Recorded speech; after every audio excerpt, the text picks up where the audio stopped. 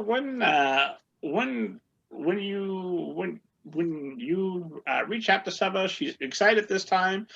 She's heavily pregnant. She's traveling across the country. She shouldn't be excited, but she is. What happens next? Is it a phone call?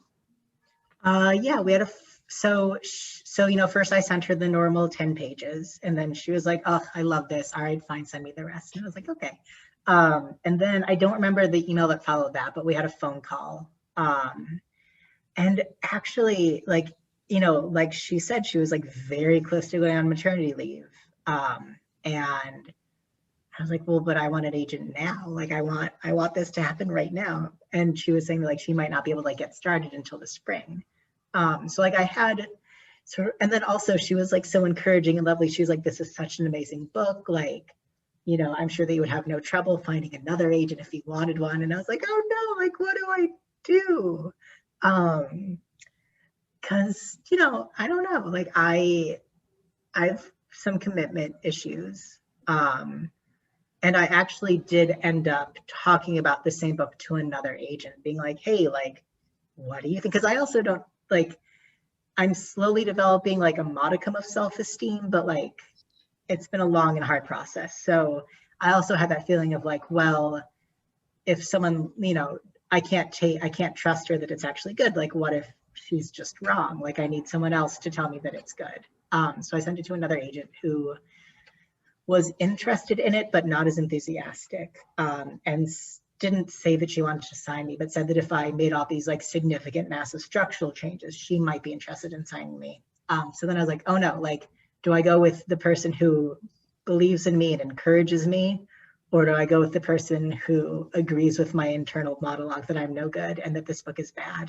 Head scratcher. I don't know how you're gonna figure that one out. You know what? It was hard. It was hard. Like it took actually believing myself. Like believing Saba meant believing myself, which was hard. But also at that point, I had, had an agent that I left. So I knew that like, well, if I make the wrong choice now, I can always leave Saba, which I will never, I don't think I ever will now.